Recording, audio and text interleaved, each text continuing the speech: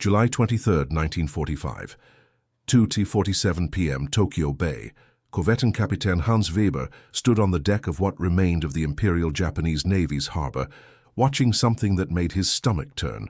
Not from fear, not from disgust, from the simple, soul-crushing realization that his side had never stood a chance. 300 yards across the water, an American concrete barge, designated Night 5111, was producing 500 gallons of ice cream every 7 hours, in the middle of a war zone, while his men had been eating sawdust bread and dock rats for the past 18 months. Before we continue with Hans Weber's incredible story, we need your help to keep these forgotten perspectives alive. If you're already hooked by what you're hearing, hit that like button right now.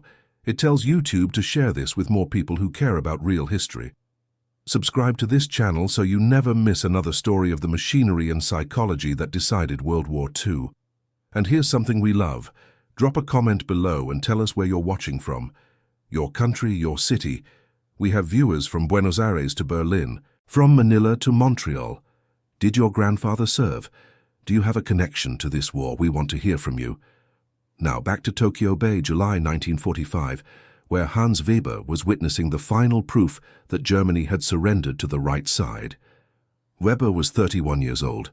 He'd grown up in Kiel, son of a shipwright, and had joined the Kriegsmarine in 1934 because it was the only way to eat regularly during the Depression. He was 5'8", with the kind of wiry build that came from never quite getting enough calories, even before the war. His hands were scarred from working in engine rooms, and he had a habit of counting things.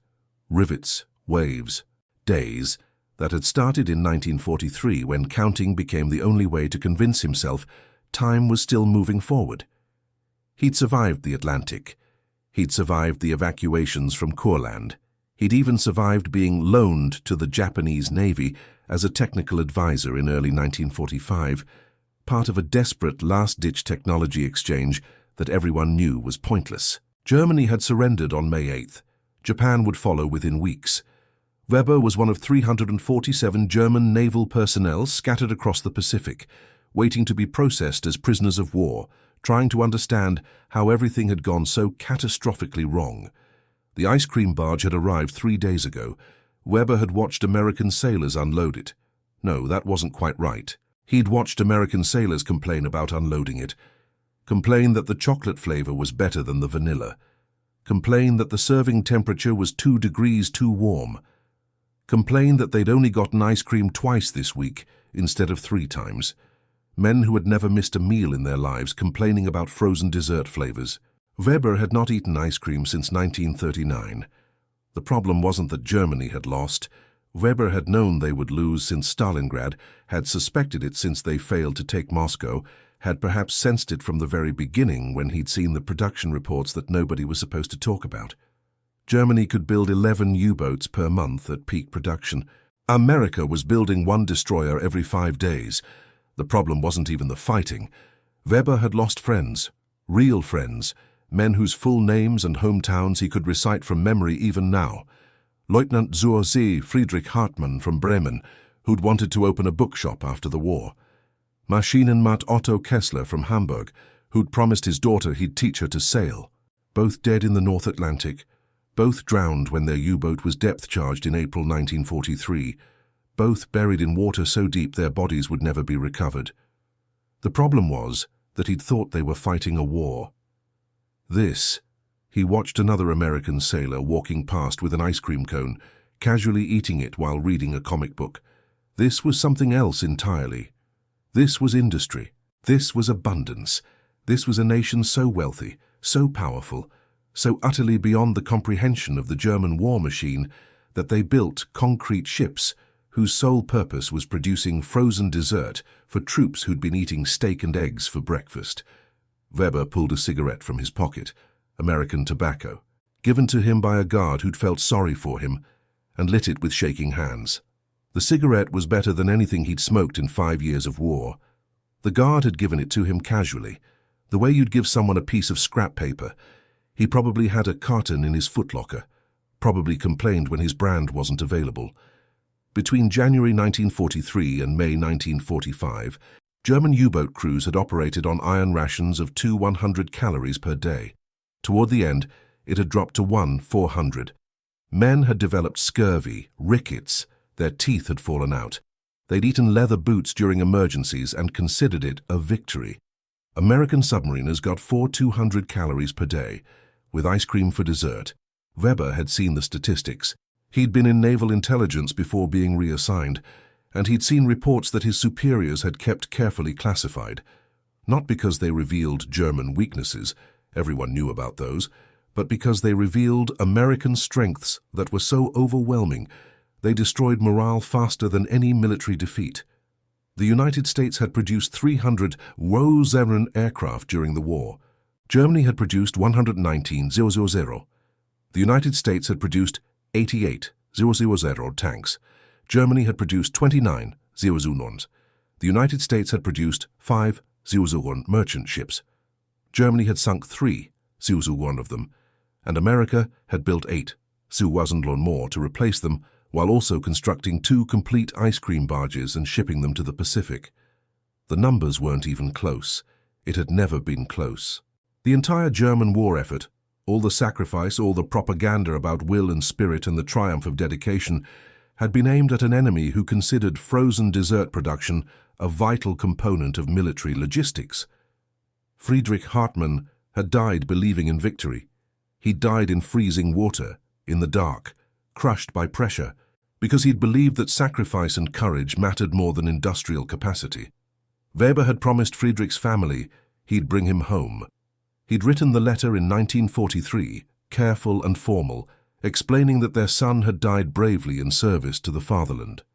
He hadn't mentioned that Friedrich had drowned screaming, or that his death had accomplished absolutely nothing, or that the destroyer that killed him had been built in 7 weeks and was already back on patrol.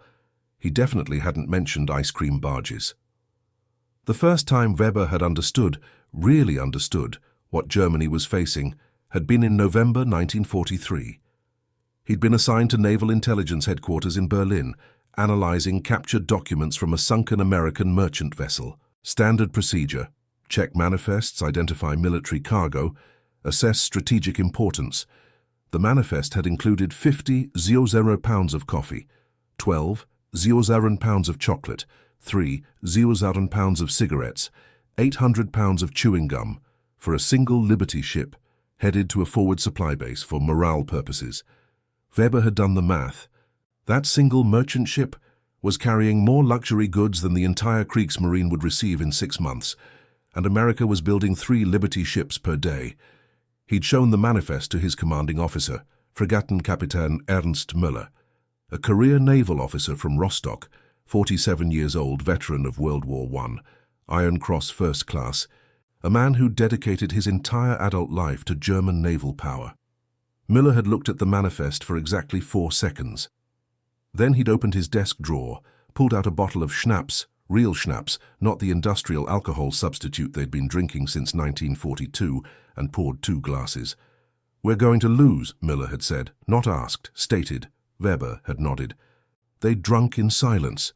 The next morning, Müller had filed the report exactly as regulations required, noting the cargo's military insignificance. 3 weeks later, Müller had been killed in an RAF bombing raid. He'd been in his office, filing paperwork about merchant ship cargoes, when the building collapsed on him.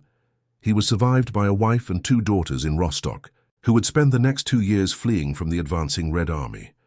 His obituary in the naval records said he'd died serving the Reich with honor and dedication. It didn't mention that he'd known the war was lost 14 months before his death, or that he'd kept filing pointless reports anyway because there was nothing else to do, or that he'd been killed by bombs dropped from American B-17s that had been built in factories that also produced Coca-Cola and baseball equipment. It definitely didn't mention ice cream barges. Weber had kept Müller's schnapps bottle. It was empty now. He'd finished it during the evacuation from Courland in March 1945, but he'd kept it. He wasn't sure why. Maybe as evidence, maybe as a memorial. Maybe just because throwing it away felt like admitting something he couldn't quite articulate. By late 1944, everyone in German naval intelligence knew they were losing, not suspected, knew. The mathematics were unavoidable. But they'd kept working, kept filing reports, kept analyzing manifests and convoy routes and production statistics, because the alternative was admitting that every death since 1943 had been meaningless. No, that wasn't quite right. Every death since 1939 had been meaningless. Germany had attacked a nation with 140 million people, unlimited natural resources, an industrial base larger than all of Europe combined, and a political system specifically designed to convert economic power into military hardware. A nation so wealthy that it considered ice cream production a valid military expenditure. The entire German strategic concept had been based on the idea that willpower and tactical excellence could overcome industrial disparity, that a technically superior force could defeat a numerically superior one through better training, better tactics, better dedication. They'd been wrong, not slightly wrong, not close enough that courage could bridge the gap, wrong in a way that made the entire concept of courage irrelevant. Weber watched an American aircraft carrier moving through Tokyo Bay, the USS Lexington. No, wait, the Lexington had been sunk. This was the USS Essex, Ticonderoga? He couldn't keep track anymore. America had built 24 fleet carriers during the war. Germany had built one, Graf Zeppelin, and had never finished it. This specific carrier, whichever one it was, displaced 27,000 tons. It carried 100 aircraft.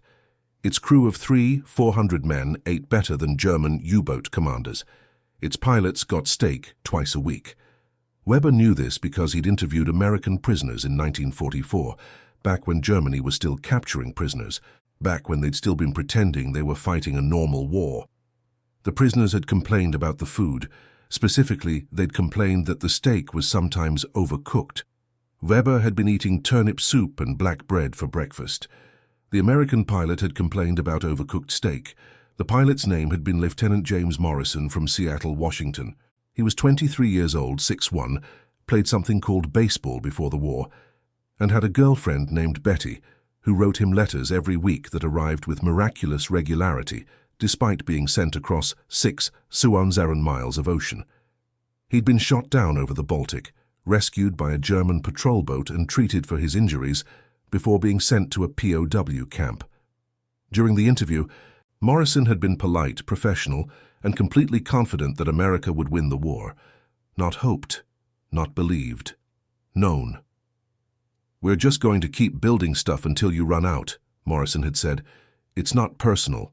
It's just math." Weber had filed his report.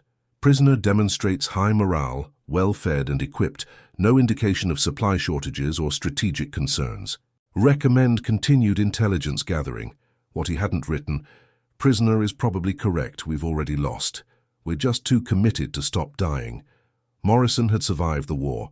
Weber had checked after Germany's surrender, using the Red Cross records. He'd gone home to Seattle, married Betty, and opened an auto repair shop with another veteran. They'd advertised in the Seattle Post-Intelligencer as Morrison and Chen's Auto Repair Fair Prices Expert Service. Morrison died in 1987, age 66, of a heart attack while watching television. His obituary mentioned his military service in exactly one sentence. James served his country with distinction as a Navy pilot during World War II. It didn't mention that he'd been shot down over Germany, or that he'd been captured, or that he'd spent 6 months in a POW camp eating better than most German civilians. It didn't mention ice cream barges or industrial production or the mathematics of overwhelming force. It just said he'd served with distinction. Friedrich Hartmann, who'd drowned in the North Atlantic believing in victory, didn't get an obituary. His family never recovered his body. His name appeared on a memorial in Bremen, listed among 7,000 other Kriegsmarine dead, all of whom had sacrificed themselves for a strategic concept that had been mathematically impossible from the beginning. Weber dropped his cigarette and crushed it under his boot. American tobacco, smoked by a German officer who was no longer sure what he'd been fighting for. Standing on the deck of a captured Japanese harbor, watching an American ice cream barge produce 500 gallons every 7 hours. The stories had started reaching German forces in 1944. Not through official channels, those had been carefully censored, but through prisoners, through intercepted communications, through the underground networks that existed in any military, when official information became obviously false. Stories about American supply depots in France that stocked fresh fruit, about field hospitals with penicillin and morphine that didn't run out, about replacement equipment arriving faster than it could be destroyed, about American soldiers casually discarding gear that German troops would kill for, and ice cream. The first verified report had reached naval intelligence in March 1944, an intercepted American naval communication mentioning ice cream operations in the Pacific Theater. Weber had been assigned to analyze it. At first, he'd thought it was code. Nobody produces ice cream in a war zone. Nobody dedicates shipping capacity and construction resources to frozen dessert during global conflict.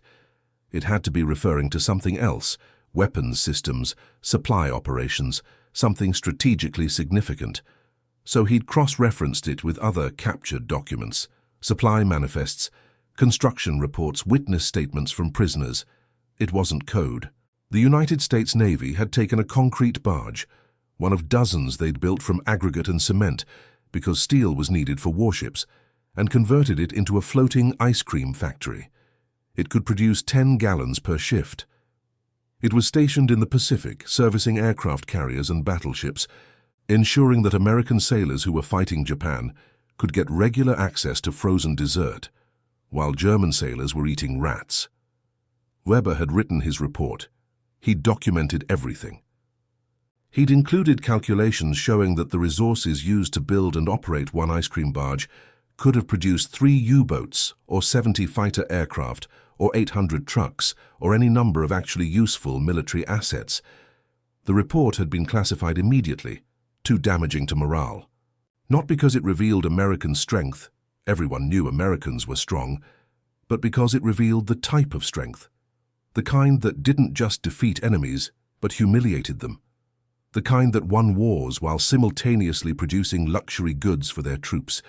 The kind that made every German sacrifice look pathetic by comparison. Weber's commanding officer at the time, Kapitän José Hermann Brandt, had called him into his office. This report never happened, Brandt had said. He was 52, from Dresden, father of 4. His oldest son had died at Kursk.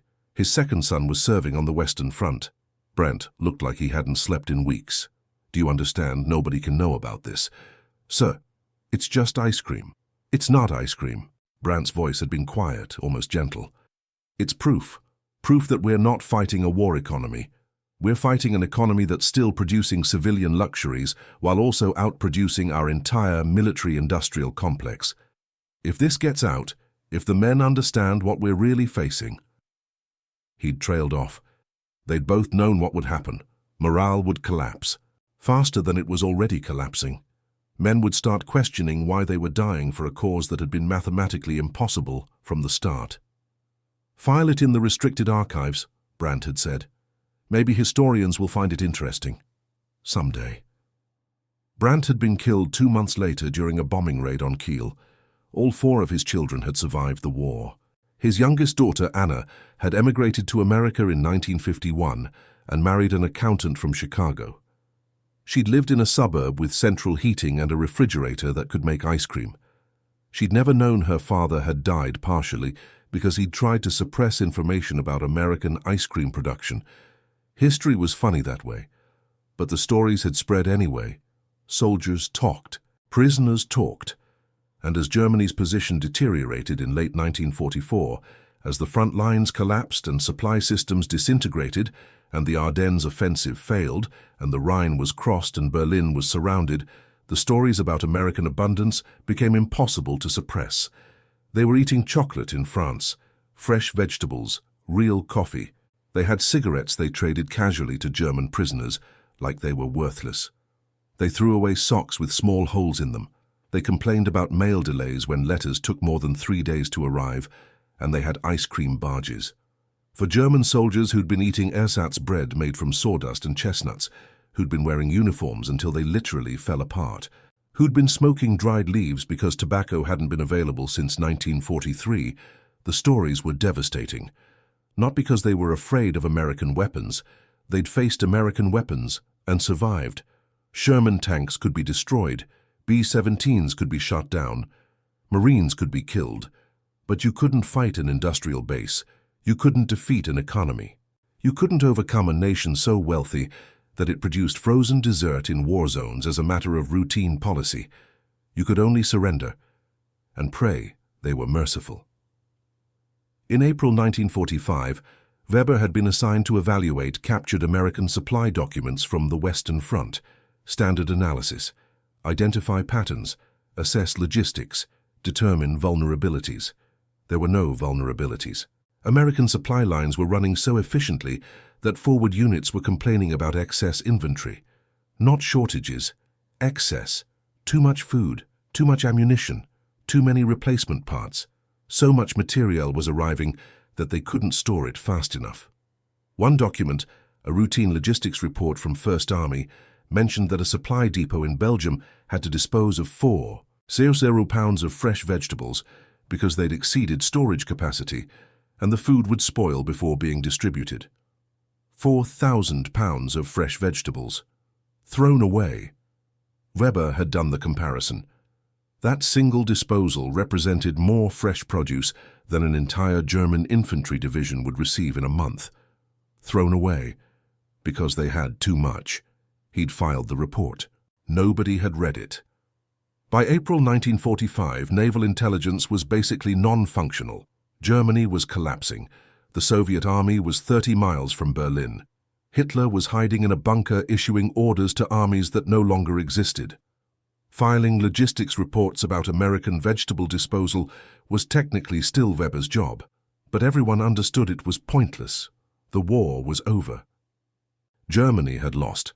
The only question was whether they'd surrender to the Americans or the Soviets, and whether Berlin would still exist when the decision was made. Weber had been evacuated from Berlin on April 28th.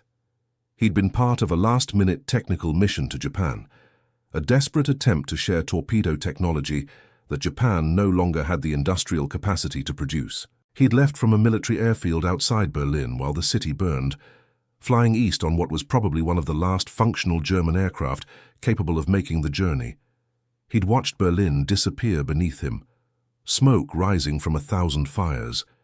The city where he'd spent 2 years analyzing enemy documents, trying to find some pattern, some weakness, some exploitable gap in American logistics. There had never been a gap. America had produced more aluminum in 1943 than Germany, Japan, and Italy combined. They'd built more merchant ships in a single year than the Kriegsmarine had sunk during the entire war. They'd trained more pilots in 1944 than Germany had produced in all of World War I. And they'd built ice cream barges. The flight to Japan had taken 5 days, with stops in occupied territory that was becoming less occupied by the hour. Weber had carried his personal effects in a small bag, 2 changes of clothes, some documents, Müller's empty schnapps bottle, and a photograph of Friedrich Hartmann that Friedrich's mother had given him in 1944, asking him to remember her son.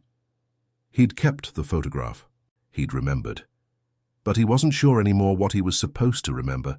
Friedrich's courage, his dedication, his belief that sacrifice mattered more than industrial capacity, or just that Friedrich had died for nothing in a war that Germany had lost before the first shot was fired. The Japanese had been polite when Weber arrived, formal. They'd treated him as a representative of a fellow Axis power, even though everyone knew Germany had surrendered 2 weeks earlier. They'd housed him in a barracks in Tokyo, given him work translating technical documents, and pretended that the war was still winnable if everyone just tried hard enough. Nobody believed it. The Americans had been firebombing Japanese cities since March. Tokyo had burned. Osaka had burned. Kobe, Nagoya, Yokohama all burned. The B-29s came in waves, dropping incendiaries by the thousands, and there was nothing Japan could do to stop them. Just like there had been nothing Germany could do to stop the American industrial machine. Just like there had never been anything anyone could do. On July 20th, the American fleet had arrived in Tokyo Bay. Not to fight, there was no longer any Japanese fleet to fight, but to prepare for the invasion that everyone knew was coming. Carriers, battleships, destroyers, cruisers, more ships than Weber could count, sitting there in the harbor like they owned it. Because they did own it, and on July 23rd, 3 days after the fleet arrived, the ice cream barge had come with them. Weber had watched it being positioned. A concrete barge, 110 feet long, powered by diesel generators, with refrigeration equipment that could produce 500 gallons of ice cream every 7 hours in 3 flavors: chocolate, vanilla, and strawberry.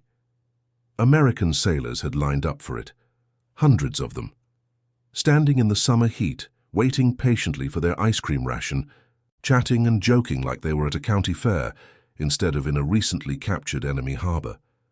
Nobody looked stressed, nobody looked worried, nobody looked like they'd been fighting a war. They looked like they'd won. Easily. So easily that they could stand around eating ice cream in the middle of the victory. A young American ensign, maybe 22, 23, had noticed Weber watching. He'd walked over, holding an ice cream cone, and offered a cigarette. "You German?" the ensign had asked. Weber had nodded. "Rough war, huh?" The ensign had said it sympathetically, like he was commiserating about a bad sports season. "Want some ice cream? They've got extra." Weber had declined. He couldn't quite articulate why. Maybe because accepting ice cream from your conqueror felt like the final humiliation. Maybe because he knew Friedrich Hartmann had died, so that Weber could stand here, watching Americans casually distribute frozen dessert to their troops while offering some to enemy prisoners out of sheer abundance.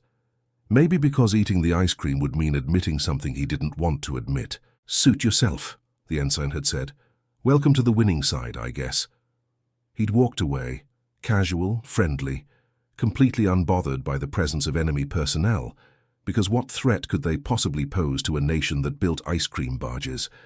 Weber had stood there for 3 hours watching American sailors eat ice cream, watching supply ships unload crates of equipment that would never be used because Japan was about to surrender, watching the casual efficiency of overwhelming force, and understanding, finally, what Friedrich Hartmann had died for. Nothing.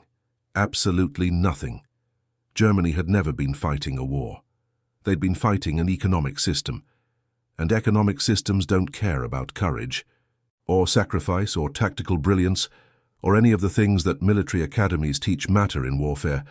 They care about production capacity, resources, industrial output, the ability to build more ships, more planes, more tanks, more everything than your enemy can destroy. And ice cream barges, always ice cream barges. After Germany's surrender in May 1945, word had spread through the Wehrmacht with astonishing speed. Not official communications, those had stopped functioning, but soldier to soldier, prisoner to prisoner, the organic information network that exists in any collapsing military. The Americans have ice cream barges. Not the Americans are coming, not we're losing. Everyone already knew those things. The Americans have dedicated industrial resources to producing frozen dessert for their troops in active war zones. That was the detail that broke morale, because it meant the war hadn't just been lost, it had never been winnable. Germany had mobilized its entire economy, sacrificed everything, pushed its population to the breaking point, and it hadn't been enough to match a nation that was simultaneously fighting a two-front global war and producing luxury goods for troop morale. The ice cream barge became a symbol, not an official one. No German propaganda mentioned it, obviously, but a soldier's symbol, a shorthand for overwhelming force. When German prisoners talked to each other in POW camps, when they tried to explain how it felt to realize what they'd been fighting, they didn't talk about Sherman tanks or B-17 bombers or artillery concentrations. They talked about ice cream barges. "We were fighting people who build ice cream barges," they'd say, and other soldiers would nod because that single sentence explained everything: the absurd industrial disparity, the casual American confidence. The way American soldiers would throw away equipment that German troops would treasure, the way they complained about minor inconveniences while German forces were literally starving. Ice cream barges. A captured Luftwaffe pilot told Weber about it in June 1945. Oberleutnant Karl Fischer from Munich, shot down over the Ruhr in March, captured, held in a British POW camp before being transferred to American custody. He'd been well treated, food, medical care, even books to read, and he'd talked with his American guards. "They asked me why we kept fighting," Fischer had said. After it was obvious we'd lost, after Berlin fell, after Hitler died, why didn't we surrender earlier? What did you tell them? Weber had asked. I didn't know what to tell them. How do you explain that we didn't know? That we'd been told sacrifice and willpower would win, that we'd believed tactical excellence mattered more than industrial capacity? Fischer had laughed, bitter. Then one of the guards mentioned the ice cream barge, said it like it was a joke, said we'd been fighting a nation that built ice cream barges. What did we expect? Weber had nodded. He understood. That's when I knew, Fischer had said. Not when we lost. I'd known that for years, but that's when I knew we'd never had a chance.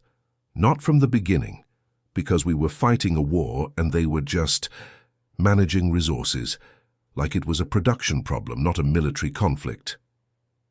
Fischer had survived. He'd returned to Munich in 1947, worked as a mechanic, married, had 3 children. He'd never talked about the war except to say he'd served in the Luftwaffe and was grateful to have survived. He'd died in 1989, age 70, having spent more years fixing automobiles than fighting Americans. His obituary didn't mention ice cream barges, but Weber suspected Fischer had thought about them. Probably often. Probably every time he'd complained about something trivial, cold coffee, rain, traffic, and realized he was complaining about problems that wouldn't have qualified as problems during the war. The human mind is adaptable. It learns to calibrate expectations based on circumstances, and once you've understood that you fought against a nation wealthy enough to build ice cream barges, everything else becomes relative. The ice cream barge, I-5111, officially designated as a concrete barge, self-propelled, had been commissioned in May 1945. It was part of a program that had started in 1943, when the US Navy had determined that ice cream production was essential for troop morale in the Pacific Theater. Not helpful, essential. The Navy had done studies, actual studies, with data and analysis and recommendations. They determined that regular access to ice cream improved morale, reduced disciplinary problems, and increased re-enlistment rates, so they'd assigned engineers to design production facilities. The result was Nike 511 and Ike 510, which had been commissioned earlier, 2 entire barges dedicated to producing ice cream. Each could produce 500 gallons every 7 hours. Each required a crew of 18 men. Each consumed fuel and resources that could have been used for other purposes. And the Navy had built them anyway, because troop morale was worth the investment. Germany had never done morale studies. Germany had done propaganda studies, how to convince men to fight harder with less, but not morale studies, not how can we keep our troops happy studies. Because Germany didn't have resources to spare on happiness, the Knight 511 had served in the Pacific from May 1945 until the end of the war in August. It had produced approximately 220 Wunderzehren gallons of ice cream during that period. It had serviced aircraft carriers, battleships, cruisers, destroyers, and support vessels. American sailors had lined up for it, receiving their regular ration, never knowing that the existence of the vessel they were being served from represented a strategic statement that had helped break German morale 600 miles away. After Japan's surrender, 9 do 511 had been decommissioned. It hadn't been needed anymore. The war was over. Ice cream production could return to civilian facilities.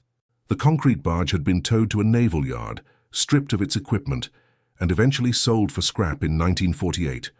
No ceremony, no memorial, no recognition that it had been part of the psychological warfare that had helped end the war. Just a barge, sold for scrap, forgotten. Weber had researched its history years later after the war, after he'd returned to Germany, after he'd spent a decade trying to understand what had happened. He'd found references in American naval records, dry, bureaucratic descriptions of construction specifications and operational parameters.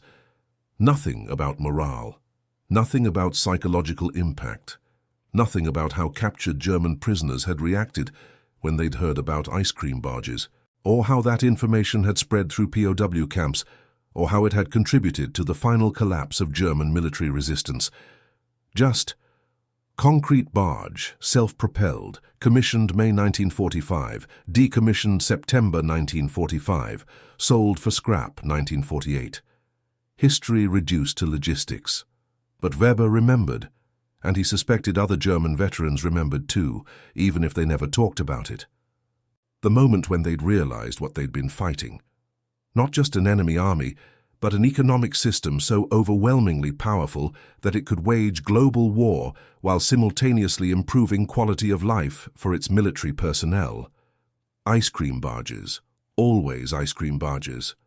In September 1945, Weber had been transferred to American custody, processed as a prisoner of war, held in a camp in the Philippines for 6 months, while Allied authorities decided what to do with German personnel who'd been stranded in the Pacific. The camp had been comfortable, not luxurious but comfortable. Clean water, regular meals, medical care. American guards who were professional but not hostile.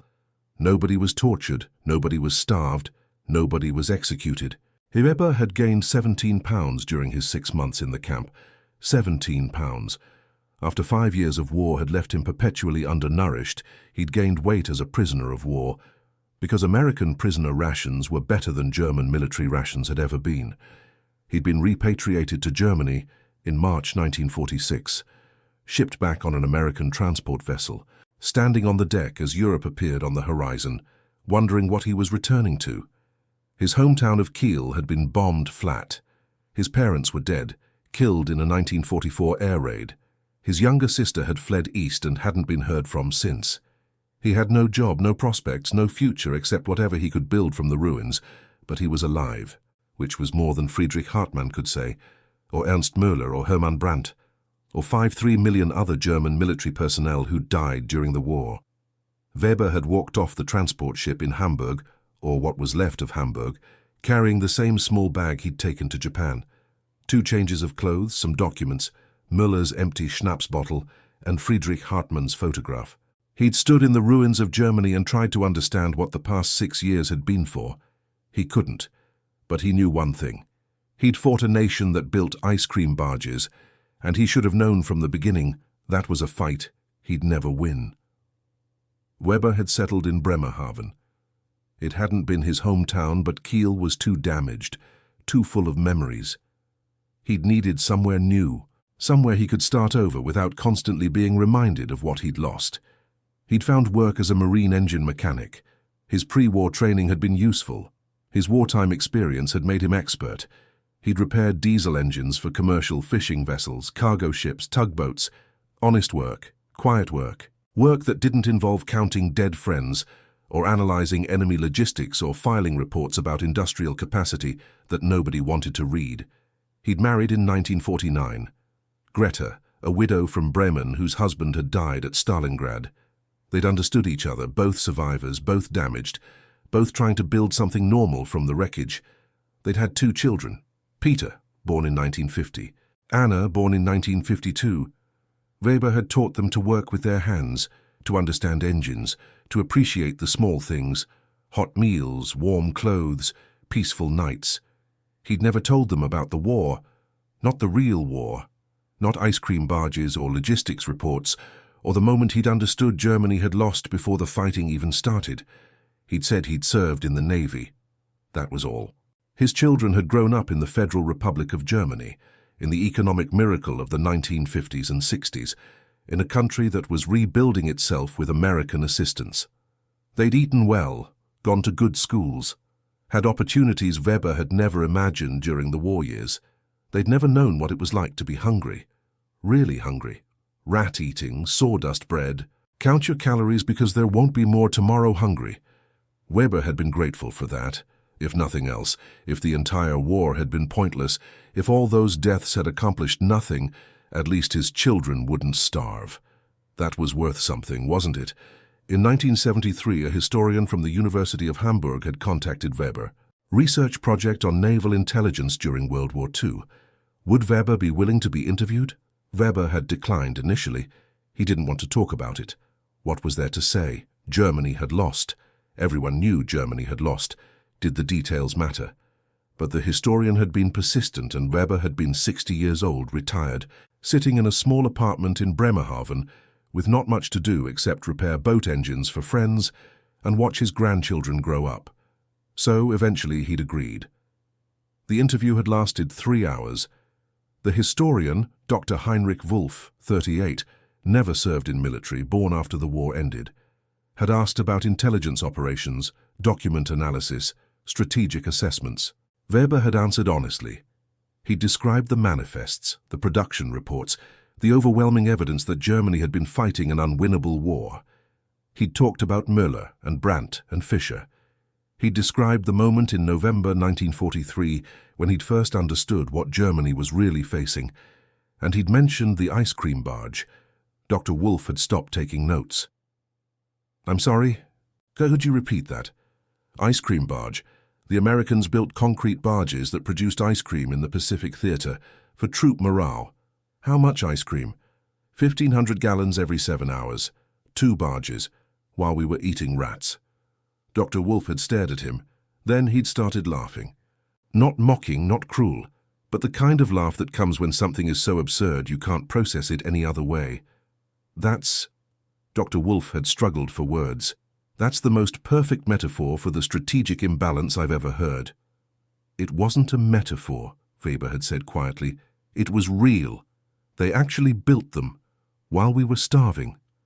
The historian had included the detail in his research paper. Weber had received a copy in 1974, Strategic Intelligence and German Naval Operations, 1942-1945. The ice cream barge had been mentioned in a footnote. Captured intelligence reports from 1944 mention American naval ice cream production facilities, which German analysts reportedly found demoralizing as evidence of overwhelming industrial capacity disparity. A footnote. Friedrich Hartmann had drowned in the Atlantic. Ernst Müller had been crushed in a bombing raid. Hermann Brandt had tried to suppress information about enemy ice cream production because he'd known it would destroy morale. Weber had spent 2 years analyzing logistics reports, understanding exactly how badly Germany was losing, filing information that nobody wanted to read. All of it, the deaths, the sacrifice, the grinding realization of inevitable defeat, reduced to a footnote in an academic paper that 300 people would read.